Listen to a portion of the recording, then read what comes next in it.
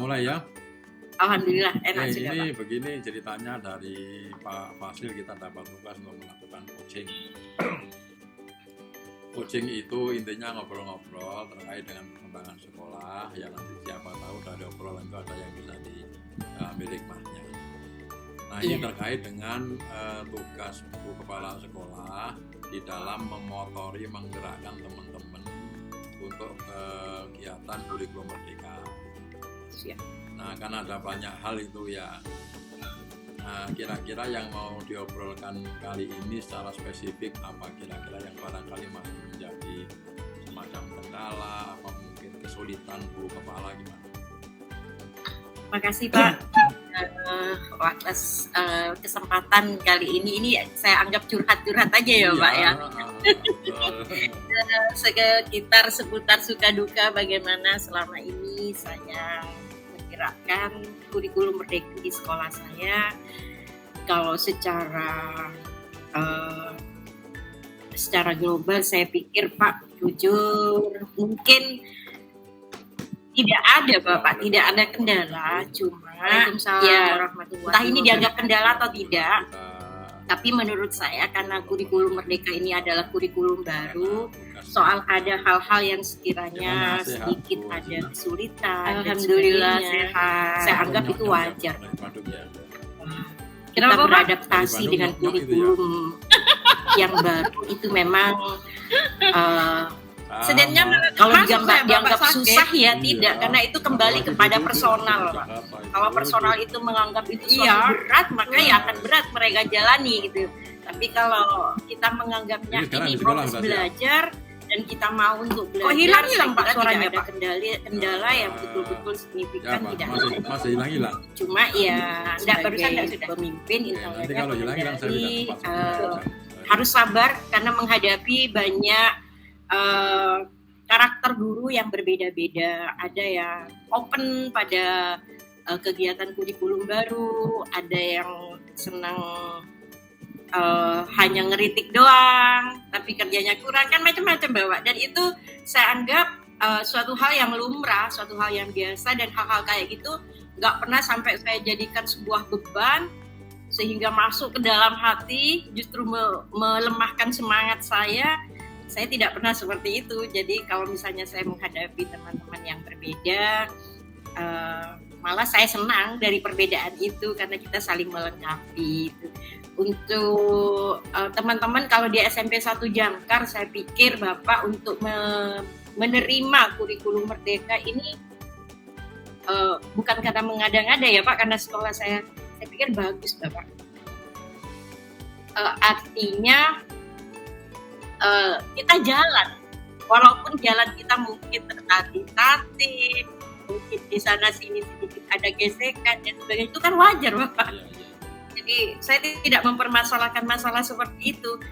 Untuk teman yang katakanlah kalau istilah kerennya lemot misalnya, ya udah kita gandeng, cuma kita ya tidak bisa langsung merubah seperti kita mematahkan.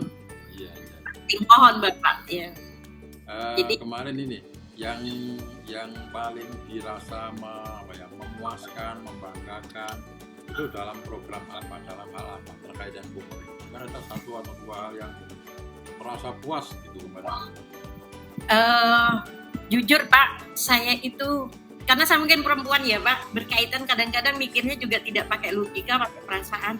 Saya itu sering meneteskan air mata ketika teman-teman itu bekerja Bapak. Sampai menghasilkan gelar karya, P5 jalan, terus cuma yang kesulitan di sini bagaimana kita berpelajaran berbasis pada siswa Pak. Eksperiensiasi itu agak ya kita memang di situ yang butuh proses Bapak.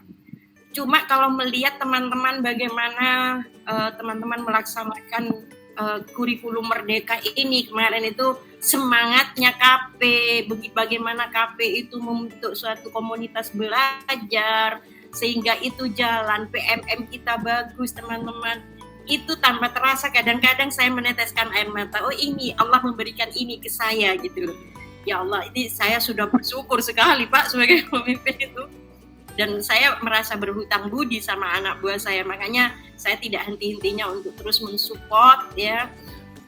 Malah saya bangga kalau ada anggap saja anak buah saya tuh lebih pintar, lebih hebat dari saya.